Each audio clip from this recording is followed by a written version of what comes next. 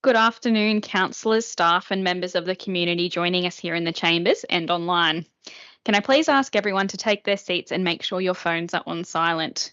I now open the public forum for Monday, the 16th of February 2026. Welcome to all. Public forum is an important opportunity for members of our community to speak directly to Council about agenda matters listed for tomorrow's ordinary meeting of Council, which will commence at 9 a.m.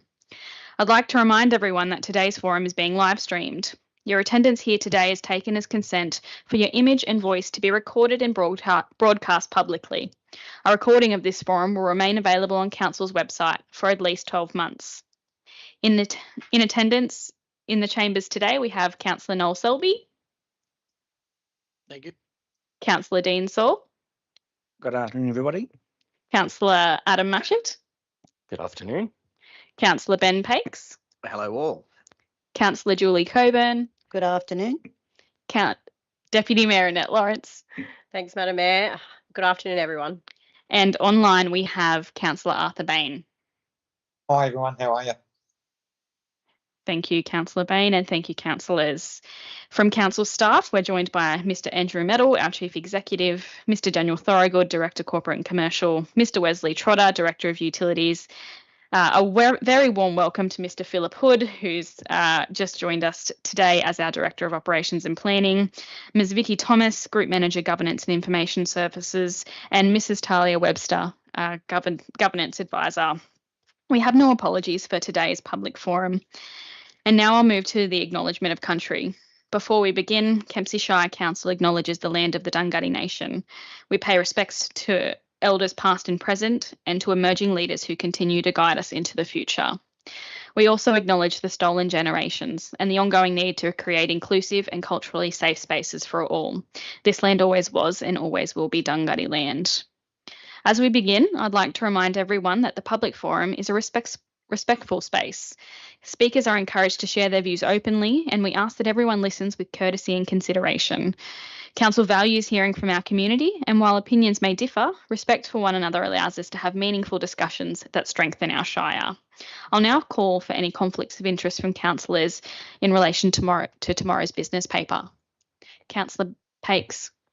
Yeah, I've got two conflicts of interest in regards to 11.3, Roffle Range Road, casual social, non-pecuniary, non-significant.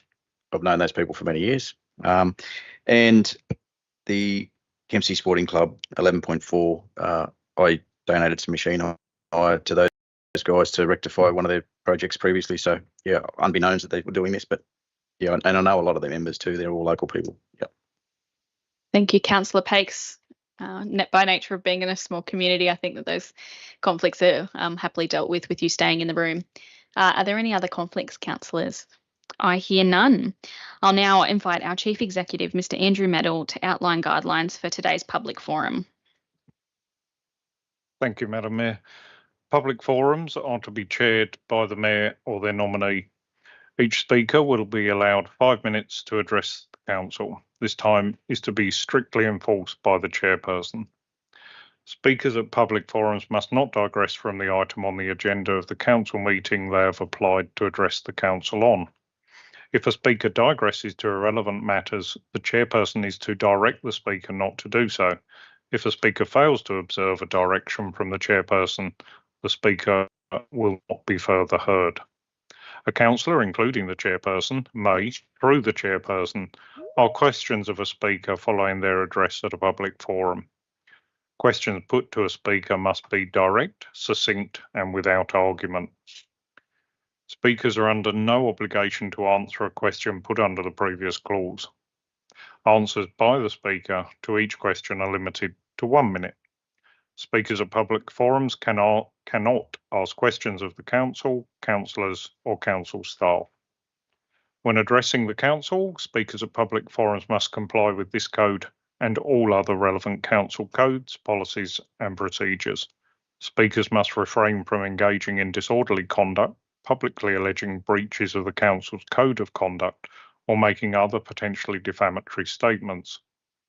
If the chairperson considers that a speaker at a public forum has engaged in conduct of the type referred to in the previous clause, the chairperson may request the person to refrain from the inappropriate behaviour and to withdraw and unreservedly apologise for any inappropriate comments.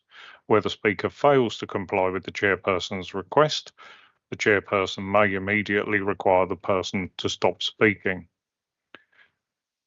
The previous clause does not limit the ability of the chairperson to deal with disorderly conduct by speakers at public forums in accordance with the provisions of Part 14 of this code. Where a speaker engages in conduct of the type referred to in the previous clause, the General Manager or their delegate may refuse further applications from that person to speak at public forums for such a period as the General Manager or their delegate considers appropriate. Thank you. Thank you, Mr. Medal. And I have made a small mistake in noting apologies. As I should have mentioned that Councillor White wouldn't have been an apology, but she's attending online now. Councillor White, would you be able to just acknowledge your attendance online if that's okay? Yes, I'm here. Thank you. Thank you, Councillor Wyatt. Thank you to everyone who's taken the time to register and speak with us today. We have 6 speakers tonight.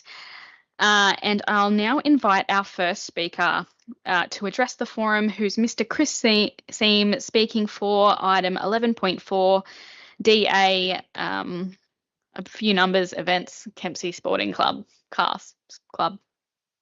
Mr. Seam, when you're ready.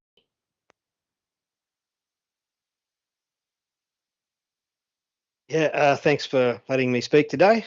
I'd just like to give you guys some information about our club and field any questions that you might have about this development. So, like I'm president of Kempsey Sporting Car Club. The club was formed in 1956. This year we're having our 70th anniversary, which is pretty fabulous for a small club like us. We average around about 150 members per year. The club currently operates the Mount Cooperbung Hill Climb Track, which runs club events right up through to state championships. We also conduct carnicross events out at Unkia Reserve, which is in Uingai. We've operated both those venues since 1995. In recent years, the club's been conducting junior development days for drivers from the age of 12 to 18 to participate, learn to drive. And we see the airport paddock as being close to town, closer than Uingai anyway.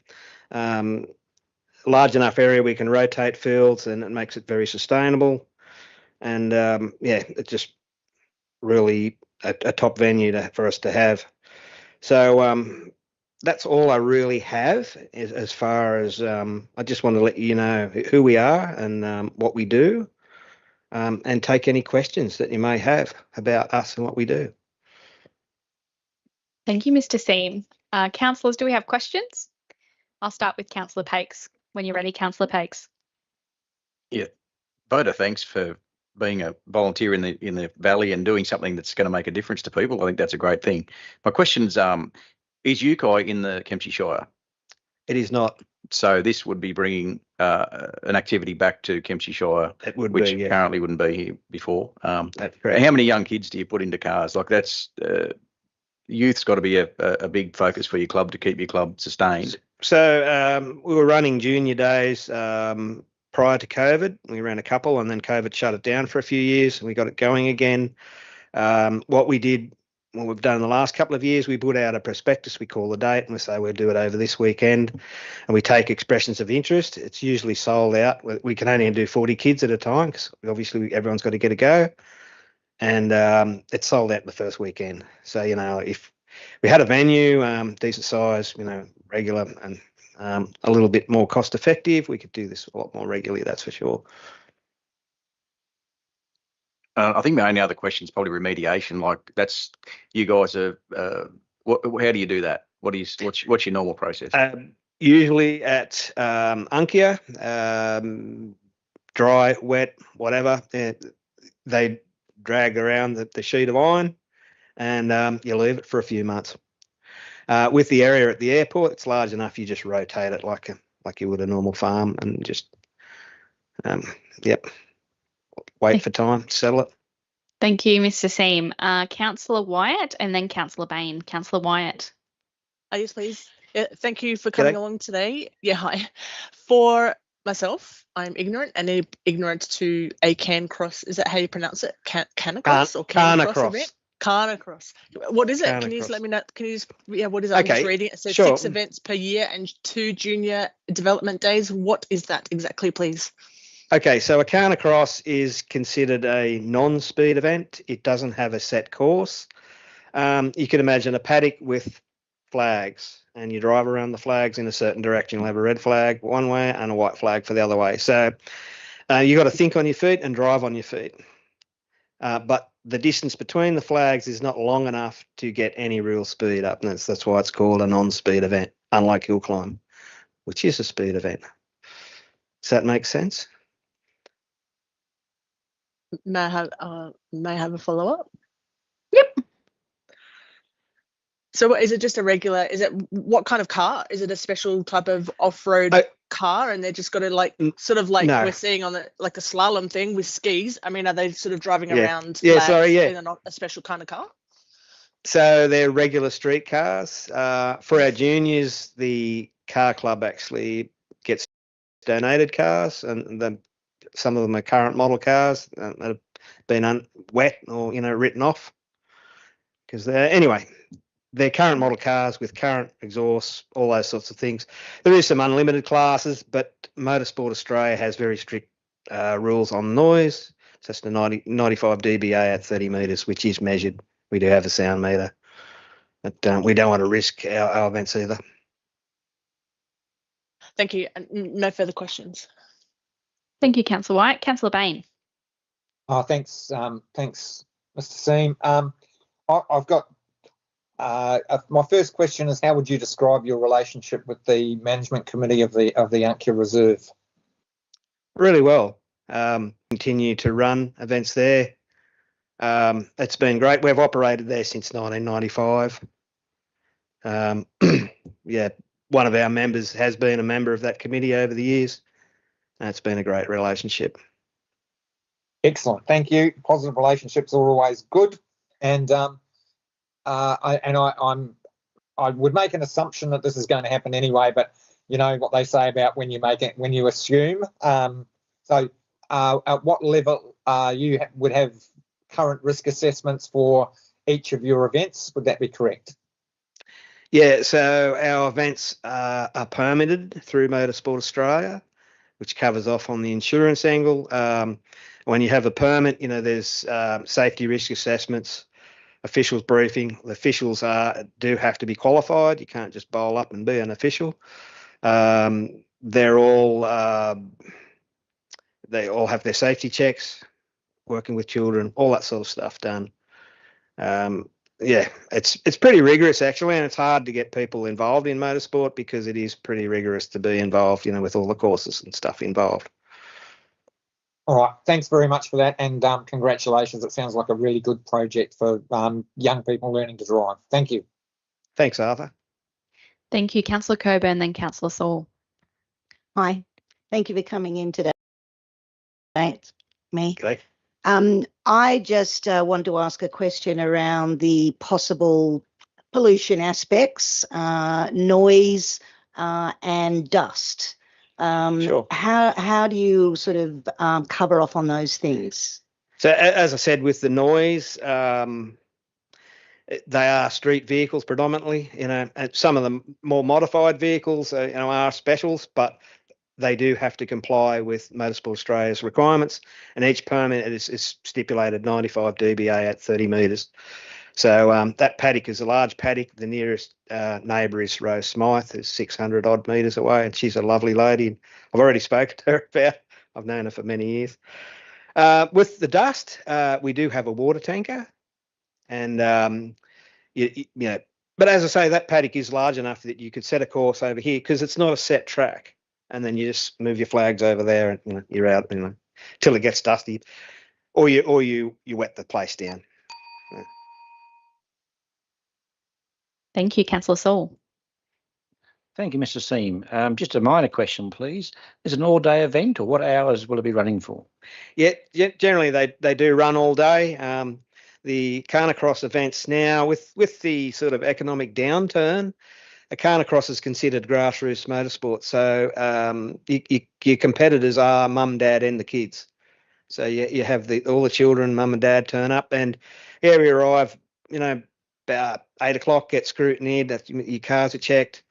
You're on the track by 9:30 and wrap up around about 3 o'clock, 4 o'clock, something like that, depending on the field. So what you're saying is by holding these events, you're enabling our youth to be better drivers. Is that correct? 100%, yes. Thank you. Thank you, Councillor Saul. Councillor Selby. Yeah, thanks, Mr. Seams. I think it's a great idea. I've been involved in motorsport most of my life and that. And what you're doing, especially with the kids, I think's a great thing for the whole community, teaching them how to drive properly. Because you have a look around sometimes and you see these kids on red peas, and it's not good. It's a great opportunity for the kids to learn, and I get a buzz out of it. And these days, surprisingly enough, it is round about 50-50 split between the girls and boys. And surprisingly enough, the girls are very good driver because they're a little bit more restrained than the boys. They do learn, which is sad to say, but anyway, there you go. I said it. Thank you, Mr. Seam. I guess following up on questions in the room, is there any? It's only a few events. Is there any potential for further ones? Not initially, no. That's a pretty ambitious sort of year. The 6 Carnacrosses and the 2 junior days. At this point, I can't foresee any likely change we'd want in that. And we just want to see how it goes and see how the venue goes. I imagine that when it's wet, that paddock will be wet for a long period of time. That's probably why we'd keep our relationship with Unkia. So if we had to transfer there, we could. So play it by ear, but yeah, I think that's pretty ambitious and it'll keep us going for a number of years. That's great. Thank you, Mr. Seam. If there's no further questions, thank you so much for your time and your presentation and making the effort to be here tonight. That's you done. We'll now have Mr. Troy Irwin, who will be speaking for the same motion. Thank you. You're welcome. Mr. Irwin, when you're ready.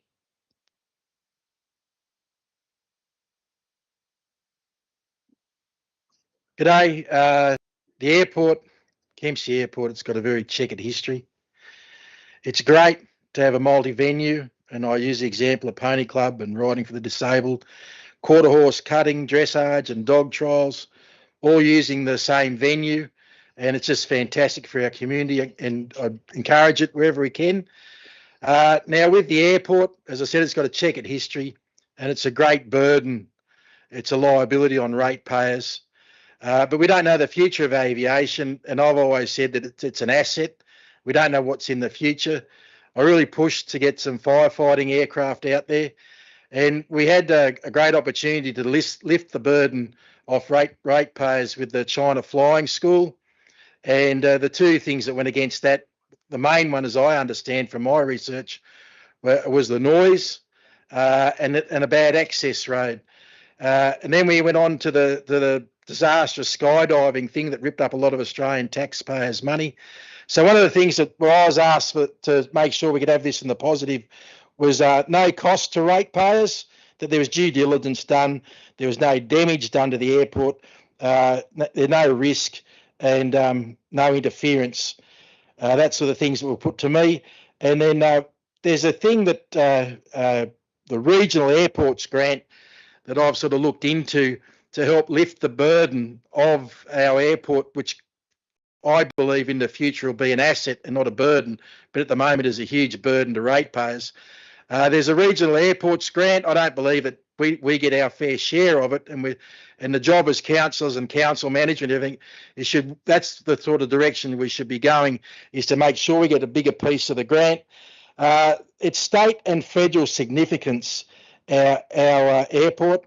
And our representatives, they're the ones that should be here tonight, both our state and federal representatives. They should be here, what they're going to do for ratepayers to help shift the cost burden. And then what I want to know about is when I've been really pushing to get the firefighting aircraft there, I'll just digress a minute, just for a moment, because a lot of people are worried about PFAS. I'll come back to that.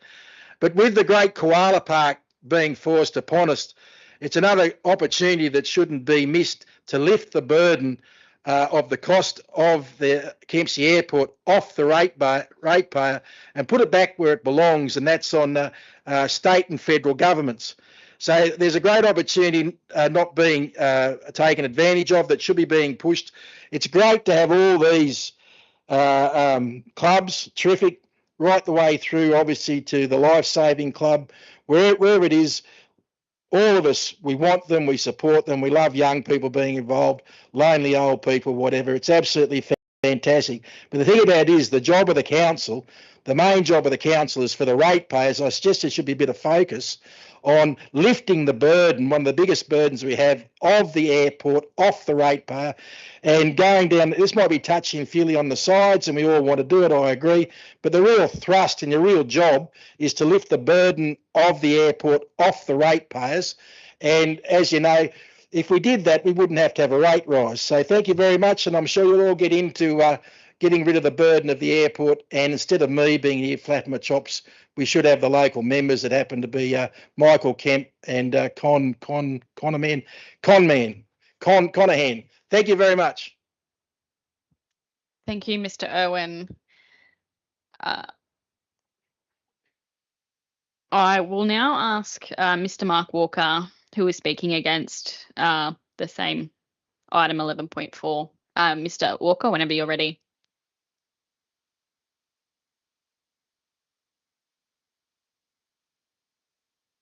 Check 1, 2.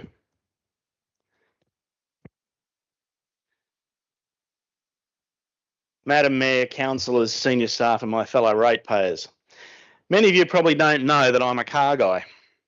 I spent much of my working life as a motoring journalist, covering new car launches, custom car builds and circuit and off-road motorsport events. So you might be wondering why a car guy is opposing a DA about a motorsport event. And the answer to that question is complex, nuanced, as is this application. It's not as simple nor as clear-cut as it might at first appear.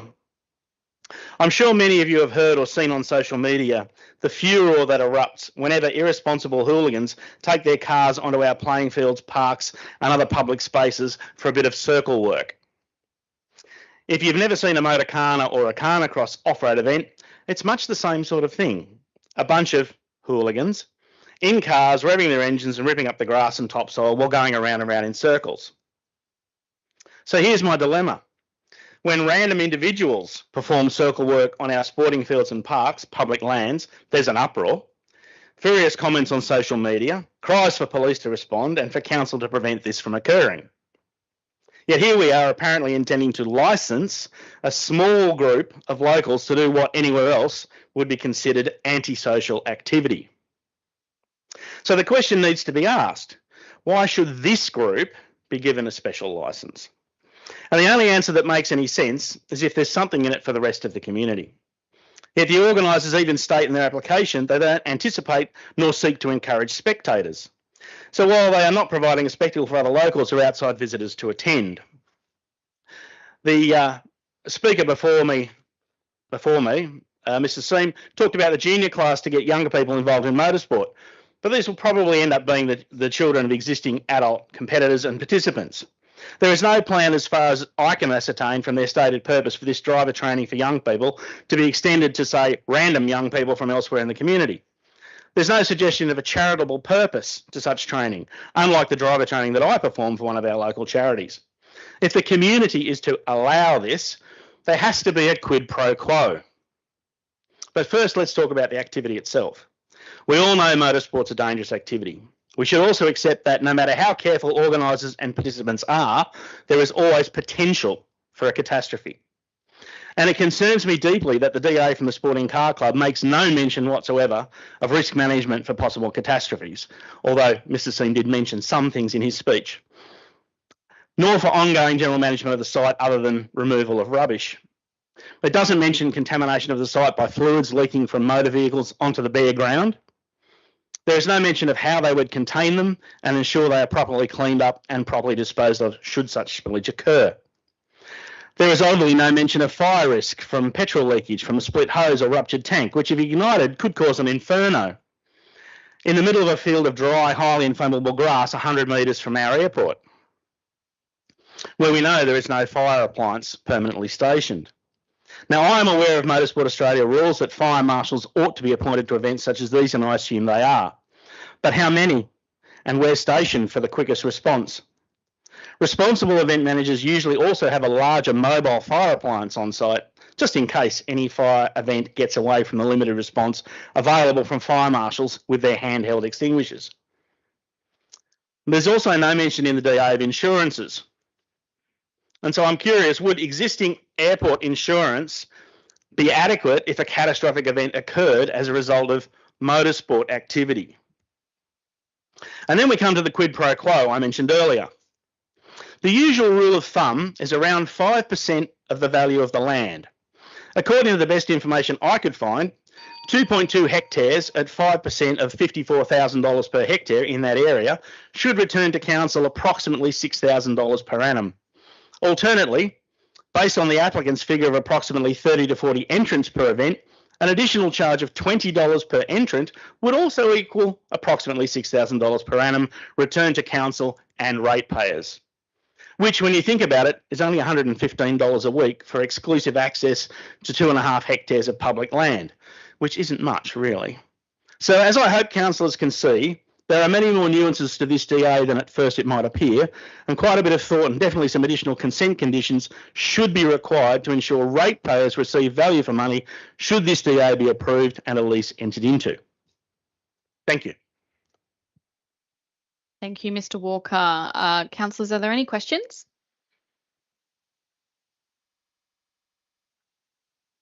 I hear none. On that, Councillor Coburn. Thanks, Mr. Walker. Thanks for putting your perspective on things.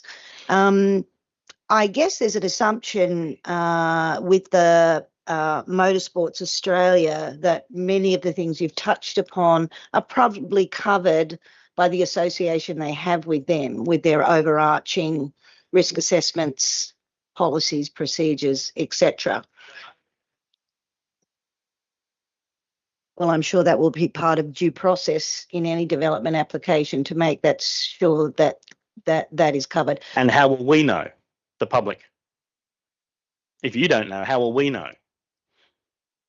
Well, I'm not going to answer your question. Sorry, I'm allowed Mr. to ask Walker, you are not allowed to ask questions of I councillors. beg your pardon. I think it's called due diligence. I certainly have great confidence in our planning department that they're capable of investigating anything that they think would be a risk for council.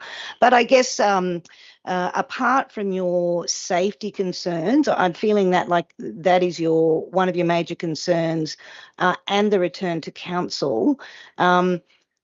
Do you know of any other groups that have applied through a DA application to use any of that land? Not that land, no, but I have been involved in other motorsport events elsewhere in the country, and I know what can be achieved in terms of mitigation of contamination and such like. For example, the pit area referred to in the plans within the DA is going to be bare earth. Obviously, vehicles during the course of the day are going to be refueled, potentially maintained, oil topped up, gearboxes topped up, whatever.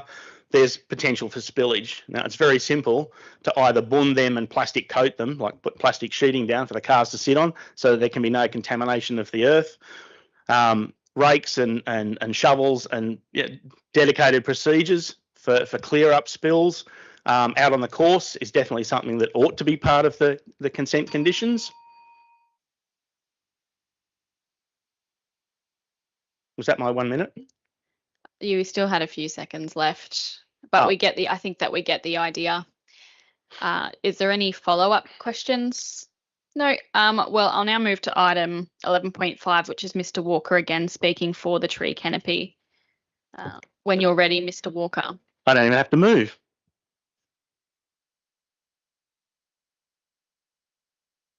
Madam Mayor, councillors, staff and my fellow ratepayers, I'm speaking in favour of the motion before council, as proposed by the CEO, because it recognises concerns our group held for some time that the basic provisions of the Tree and Vegetation Policy Preamble resolved by this council in November 2024 just didn't seem to be appearing in any of council's programs, policies or actions.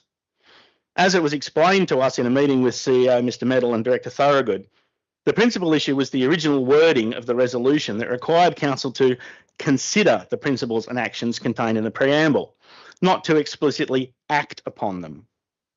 So we are very pleased to see that the CEO has taken our concerns on board and proposed to clarify the situation for the whole of council, making the intention of the original preamble and policy clearer as to how it is to operate. We recognise that while this new motion only covers council's operations and council-managed lands, we are content that this is at least a step forward and heading us all in the right direction. However, we are concerned that it still appears to effectively prevent the establishment of verge gardens unless by some sort of organisation or association, which, while we understand the rationale behind this, is not the case elsewhere in the country where other councils allow the establishment of verge gardens simply through an application process, which is normally accessed via their website and online forms or applications. We are concerned that not opening this provision up may still put off people from contemplating establishing verge gardens, and we'd like to suggest council considers amending the motion, if the mover is agreeable, to enable the process of creating the back-end functionality to enable such easy access to forms, planting suggestions, etc., etc. We recognise there could be a concern that there might not be resources available to perform this research and back-end capability establishment. And we would like to suggest, if we could, a wording along the lines of seek funding to enable such back-end capability establishment. If that were acceptable, we'd be very, very happy and happy to commend the motion to councillors for approval. But we're happy with it as it stands. Thank you, Mr. Walker. Do we have questions for Mr. Walker, councillors? Councillor Wyatt? Yes, please. Thank you. I just have a question. I've got some questions coming tomorrow about this, but I'm curious on your response to this. Is that your intent? So to me, I think it says a planning and policy preamble, and it's just a document there. What was your actual intent for where would this document sit and be used for? Well, our original intention and our ongoing intention is that ultimately everything in that preamble document becomes part of a much broader and integrated tree and vegetation policy within the Shire. And what the CEO's motion proposes is to go some way towards that end goal. And we see that as well, it's a win. We're happy to take it. Thank you. No further questions. Thank you, Mr. Walker, for both your presentations today. We appreciate you making the time to speak on those matters. Thank you. We now have Mr. Lindsay Kay, who will speak for 12.3 Notice of Motion Kempsey Community Services Directory. Whenever you're ready, Mr. Kay. Good afternoon, councillors and citizens. I'm very happy to be able to speak for this motion on the Kempsey Community Service Directory. This is exactly the sort of thing that I feel is envisaged under CO.DP8, which is collaboration and partnership. These are the absolute best way that we as a community can expend the least and achieve the most. And I'm sure that we're all very cognizant of the fact that you can throw a lot of money at things and not achieve a lot. This is users and providers doing the work to provide the interface so that people can access the services. This is very important. I have no preference for the platform or the software, But I would suggest that until such time as there is a viable alternative, that the one that's currently in use should be supported. It's an ongoing investment in the voluntary and incidental inputs, and it's crucial in the current environment that we look at things in this way and that we guide ourselves towards the right answers with the help of the people who are involved. And if there is any difficulty in getting people involved, this is another place where volunteers might be able to assist in inputting the information as necessary, or coordinating the input of the information by going around the organisations. And I personally would be very happy to volunteer for such a role. It's always surprising when first investigating services to find out just how many and how extensive they are. You might think that there aren't people involved in that sector locally, and you find out that there are literally dozens of people involved in the sector. And this is where we get to the crux, because quite often funding can depend on participation. So unless we're driving participation to our services, they may be seen to be not providing the services that they're getting the grant money for, and that money will go away and we will lose that money from our community. So funding can depend on participation, so increasing engagement is a win-win, especially in the health provision space.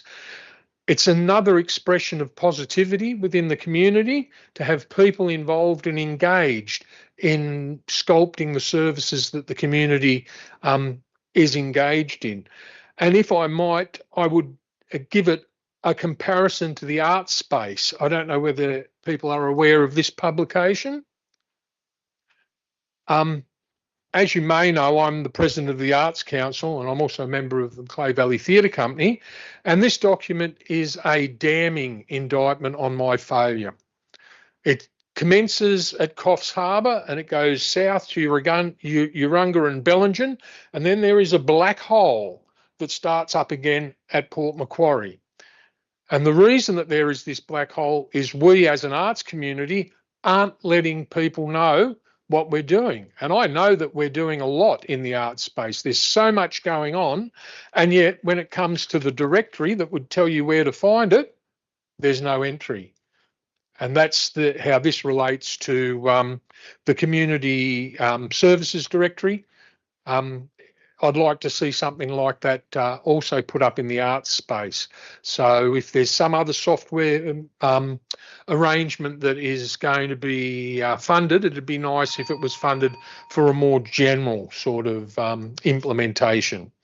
Anyway, I've banged your ears hard enough for the afternoon. Thank you very much. Thank you, Mr. Kay. Much appreciated you coming to speak on that item. Do we have any questions from councillors on Mr. Kay's presentation? Councillor Wyatt. Yes, please. Thank you for that comment. That's very, very nice to hear. My question is, have you accessed that community directory? Have I what with the community directory? Have you used it? Have you accessed it? I have I haven't used it personally to access a service, but I have used it to scope what services are available in the community for certain matters. And what were your thoughts? I thought to some extent the system was a little bit impenetrable and wasn't particularly well organised, but I don't think that's something that couldn't be addressed by, as I said, having perhaps a volunteer in the community, prune it, trim it, spruce it up. You know, it's not every organisation sees the right way for them to present their data.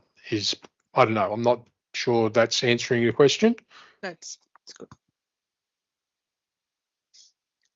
No, that's fine. Thank you. Thank you for your presentation and your answers, and I have no further questions. Thank you very much. Thank you, Councillor White. Councillor Selby. Yeah, thanks for your presentation, Lindsay. Do you think that maybe we should let the community groups that are involved in the arts know about this and let them put what they'd like in it? Well, it's not an arts directory, so I don't think that would help directly. But as far as the health community goes, I think that there might be some canvassing that could be done so that we get the best result for the community. Thank you, Mr. Kay. Councillor Coburn. Thanks, Mr. Kay, for your presentation. Appreciate it. Can you see this as a way of perhaps council fostering some better relationships with other organisations within the community by renewing that contact to get information? I would certainly hope so. That would be my highest aspiration for any process like this. And going back to CODP 8, collaborate and partner.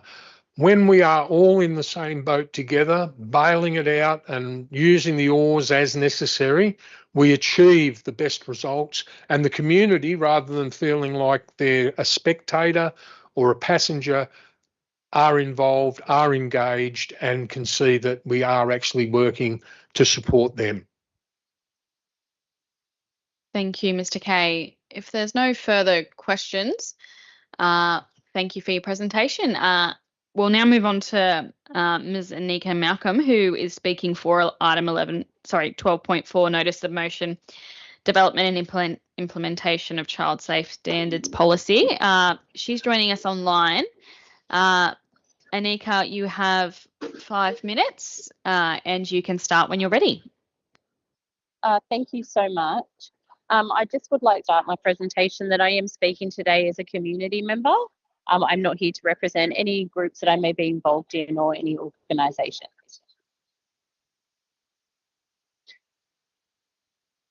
Yep, whenever you're ready. Thank you. Good evening, Madam Mayor and councillors. Thank you so much for allowing me to come and speak today. I am here because I strongly support the notice of motion calling for Kempsey Shire Council to adopt a child safety policy. This is not just a procedural matter. It is about the safety, well-being and protection of the young children and young people who live in the Macleay. It is about council meeting its responsibilities under the law. Across New South Wales, organisations that engage with children are required to meet clear child safe standards. These standards are not optional. They exist because history has shown us what happens when organisations do not have proper safeguards in place. When there are no clear processes, no accountability and no culture of child safety, things can and do go wrong and the consequences can be devastating. Kempsey Shire Council is not exempt to these responsibilities.